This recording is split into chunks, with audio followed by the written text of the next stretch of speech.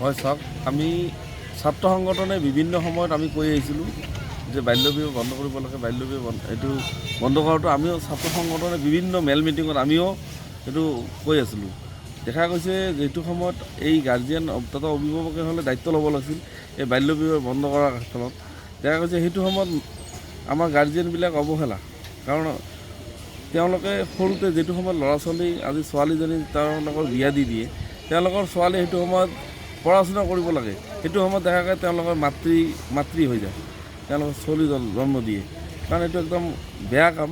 এইটো একচুৱেলি অসম চৰকাৰৰ মাননীয় মুখ্যমন্ত্ৰী ডাঙৰীয়াই যিটো পদক্ষেপ লৈছে যে বাল্য বিবাহ অল অসমত বন্ধ হ'ব লাগে, আজি দেখা গৈছে 400মান গোটেই অসমত আজি ধৰিছে মানে বাল্য বিবাহ যিবিলাক দিছে তেওঁলোকক। গতিকে এইটো আমি অভিযুক্তকল্পৰ আক্ৰান্তিৰ তৰফৰ পৰা আমি মুখ্যমন্ত্ৰীক ধন্যবাদে জনাম, কিয়নো এইটোৰ পক্ষত আমি নাই। বাল্য বিবাহ যিটো দিয়ে ইয়াৰ পক্ষত আমিও ছাত্ৰ সংগঠনে বিভিন্ন সময়ত কৈ আছোঁ যাতে কোনোবা মানুহে বাল্য বিবাহ নিদিয়ে। আমি আপোনালোকৰ চেনেলৰ মাধ্যমে গোটেই অসমৰ মানুহখিনিক আমিও সজাগ কৰিব বিচাৰিছোঁ যে কোনোবাই যাতে নিজৰ ছোৱালীক সৰুতে বিয়া নিদিয়ে। কাৰণ এজন সৰু ছোৱালীক যদি বিয়া দিয়ে তেওঁ বাচ্চাৰ মাক হৈ গ'লে তেওঁৰ নিশ্চয় বেমাৰ হয়।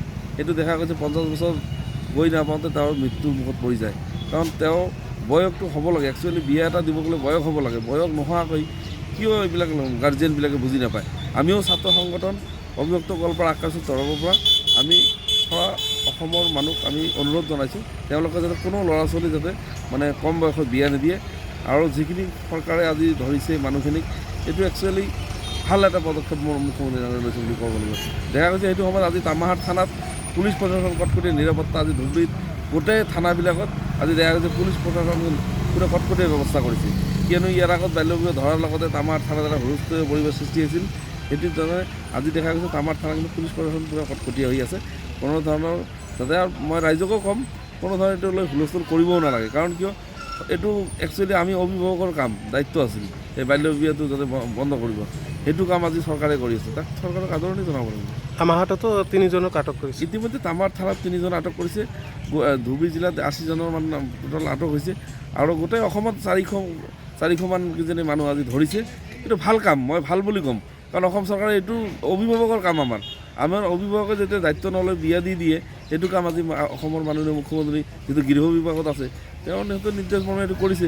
তেওঁক আমি ভালেই পাইছোঁ যে এইটো কাম ভাল কাম এটা। যিকোনো খবৰৰ বাবে যোগাযোগ কৰক 7099017330 লগতে 7099017110 নম্বৰত।